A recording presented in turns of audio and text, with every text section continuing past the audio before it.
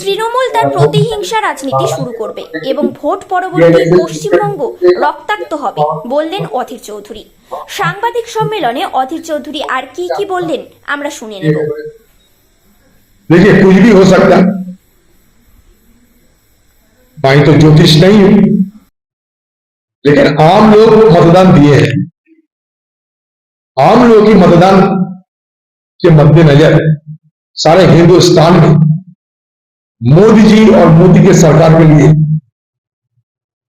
आज एक बड़ा चुनौती पैदा हो चुके हैं और हिंदुस्तान के आम लोग मोदी जी को सत्ता से बाहर करने के लिए चुनाव में मतदान किए हैं। टीवी वालों ने, मोदी मीडिया वालों ने जितने भी झूठ की पुलिंदा आम लोगों के सामने पेश करे वो उनका अपना मर्जी है, लेकिन हिंदुस्तान के आम लोगों की राय एक दूसरा बयान देते हैं। वो बयान ये है कि इस बार मोदी सत्ता से बाहर, और इसमें हम लोग कायम है। ये सारे मनस्तात्विक मनोवैज्ञानिक दबाव डाला जा रहे हैं हमारे काउंटिंग एजेंट पे। तो जब काउंटिंग एजेंट हम जाएंगे वहां गिनती करने के लिए, उनको पहले से ही उनके ऊपर दबाव बनाए जाते हैं, उनकी सोच में ये डाला जाते हैं कि तुम तो हार गए हो और गिनती करने में क्या फायदा। इसको कहते हैं कि मनोवैज्ञानिक दबाव। ये मनोवैज्ञानिक जंग छेड़ा है हमारे खिलाफ। तो हमारे सारे काउंटिंग एजेंट को हमने ये हिदायत दी है कि अंतिम गिनती तक और अंतिम सिग्नेचर तक आप डटे रहिए, और हर कोई अगर हथकंडा करने की कोई कोशिश करे तो उनको आप रुकिए। नियम और कानूनों के आधार पर जिस नियमों के पालन करना जरूरी है, ये सारे चीज हम हमारे काउंटिंग एजेंट को हम लोग सारे कुछ दे चुके हैं।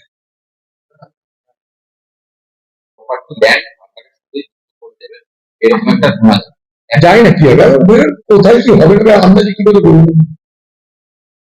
আগে হোক তখন প্রতিক্রিয়া দেবে, অনেক কিছু করবে। মোদীকে ক্ষমতায় আসার রুখতে আমরা প্রাণপণ চেষ্টা করেছি এবং মোদী ক্ষমতায় আসবে না। কেন আইএসএফকে ভোটের ময়দানে কে পাবে? তাহলে কি সেই বিতর্কটা সামনে আসছে? আমরা আগেই বলেছি ভোট কাটুয়া দলেরা 2000 সাল থেকে তাই এদের সঙ্গে বড় করে সমঝোতা করেছি।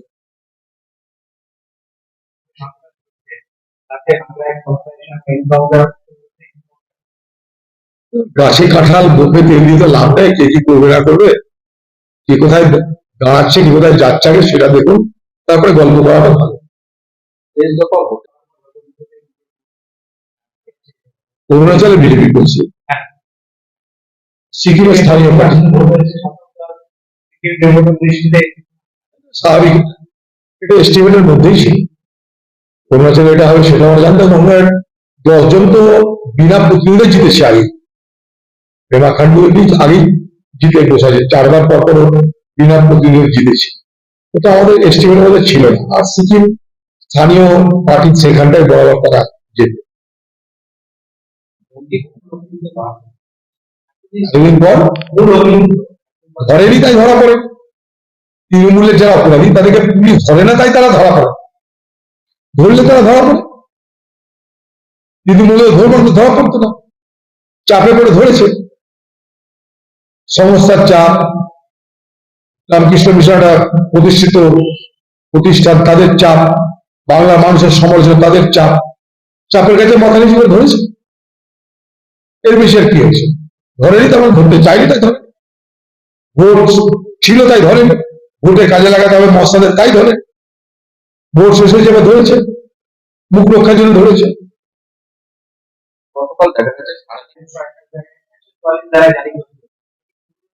এটা তো আমাদের রাজ্যের ব্যর্থতা। এটা রাজ্যের ব্যর্থতা যে আজকে ভোটের আগেও 144 ধারা গুলিগোলা বোম, ভোটের পরেও 144 ধারা গুলিগোলা। কোথায় আছি আমরা? সন্দেশকালীটা জল দেওয়া। বাংলার মুখ্যমন্ত্রী বলে দিয়েছে আগে জিতবো তারপর যাবো। এই যদি বাংলার মুখ্যমন্ত্রী অ্যাটিটিউড হয় তাহলে বাংলার মানুষের নিরাপত্তা কে দেবে? তাই সন্দেশকালী উত্তপ্ত রক্ত।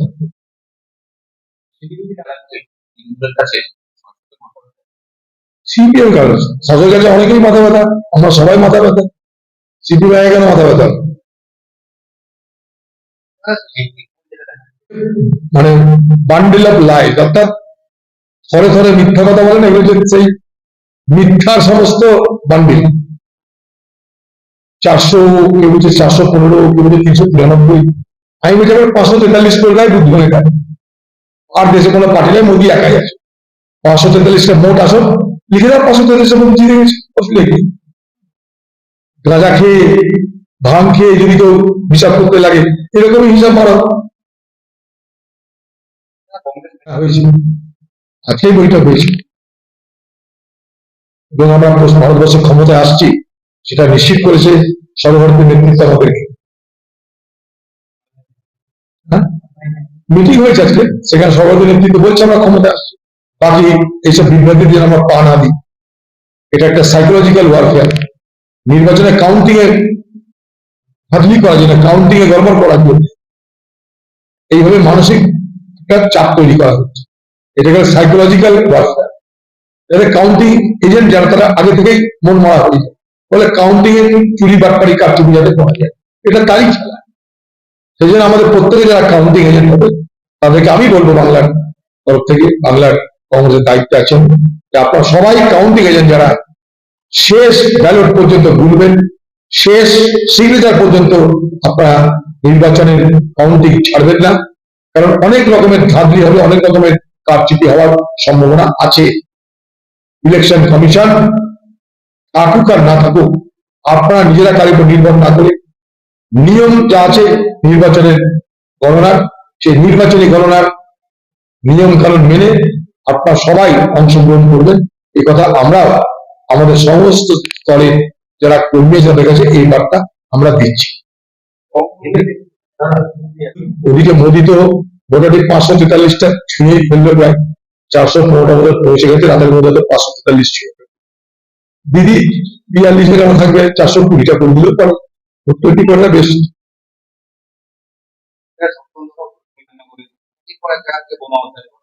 প্রশাসন দেখবে, দুর্ভাগ্য। আমরা চাই আইন শৃঙ্খলা যেমন সুস্থ স্বাভাবিক থাকুক, নির্বাচন আসে যায়, মানুষের প্রাণ যেন না যায় কোনো কারণে। ওর টুকটা যে কোনো ঘটনা সাংবাদিক পিটিয়ে ক্যামেরা ভেঙে চিপিয়ে ঘুরে বেড়াচ্ছে দুষ্কৃতীরা, পুলিশ দর্শকের সেখানে বলেছে অল ইন্ডিয়া জোটে কোনো সমস্যা হবে না যদি সিপিআইএম ইন্টারফেয়ার না করে। এই এরকম রকম একটা মন্তব্য দিয়েছে যদি জোট ক্ষমতায় আসে। তিনি বলেছেন প্রত্যেকটা আমরা লিখবো বাংলাদেশ স্ট্যালিন অব্দের ভালো করতে, এই জায়গায় ইন্ডিয়া জোটে কোনো রকম সমস্যা হবে না যদি সিপিআইএম ইন্টারফেয়ার। দেখুন, এটা তো আমার সাবজেক্ট না, পার্টির পলিসি মেকিং এর ব্যাপার। সর্বভারতীয় কংগ্রেসের থেকে তারা ঠিক করে পলিসি কি হবে না। তবে মমতা ব্যানার্জি ইন্ডিয়া জোটে অংশগ্রহণ না করে তিনি বুঝিয়ে দিয়েছেন যে তিনি ভারতবর্ষে একজন সুবিধাবাদী নেত্রী। ইন্ডিয়া জোটে তিনি প্রথমে ছিলেন, সেখান থেকে বেরিয়ে এসেছেন, ফলে ভারতবর্ষের সব মানুষ এটা জানে। আজকে তার যদি হুঁশ ফেরে, যদি তার সদ্বুদ্ধির উদয় হয়, তাহলে তিনি ইন্ডিয়া জোটে আসবেন, সেটা তার ইচ্ছা। বাকি কাকে নেবে না নেবে, কার ইন্টারভিউ করা হবে কি হবে না, সেটা সর্বভারতীয় কংগ্রেস ঠিক করবে। আমি পশ্চিমবঙ্গে কংগ্রেস দলের পক্ষ থেকে বামের সঙ্গে জোট করে একসঙ্গে লড়াই করেছি, মমতা এবং বিজেপি উভয়কে হারাতে। এই কথা বলতে আমার কোনো দ্বিধা নেই, এবং আমি যা করেছি সঠিক কাজ করেছি।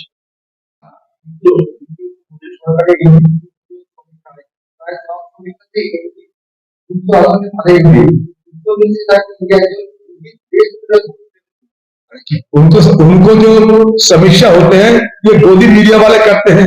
गोदी मीडिया वाले ने भरोसा किसके है? मोदी जी के अपने आसपास में जो घूम रहे हैं उनके हो सकता है, हमें बिल्कुल नहीं है।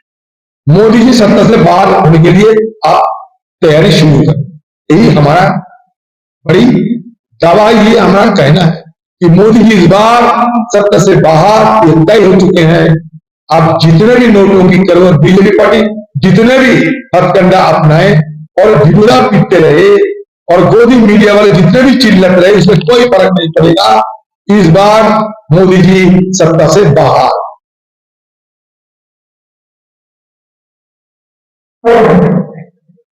আমি কালকেই বলেছি, এইবার তৃণমূল তার প্রতিহিংসা রাজনীতি শুরু করবে পুলিশকে সঙ্গে নিয়ে। এই বাংলা আগামী দিনে ক্রমশ রক্তাক্ত হতে থাকবে। যত নির্বাচনের ফেজ এগিয়েছে তত তৃণমূলের সন্ত্রাস বেড়েছে এবং ভোট পরবর্তী পশ্চিমবঙ্গ রক্তাক্ত হবে, এই আশঙ্কা আমি ইতিমধ্যেই প্রকাশ করেছি এবং সেটা হতে চলেছে। কি করবে? যে সাংবাদিক তৃণমূলের হয়ে দালালি করবেন তাদের খাতির আছে, আর যারা তৃণমূলের দালালি না করে নিরপেক্ষ সংবাদ পরিবেশন করবে বাংলায়, তাদের বিপদ আছে। এটাই বাংলার নিয়ম, এটাই বাংলার সরকারের নীতি।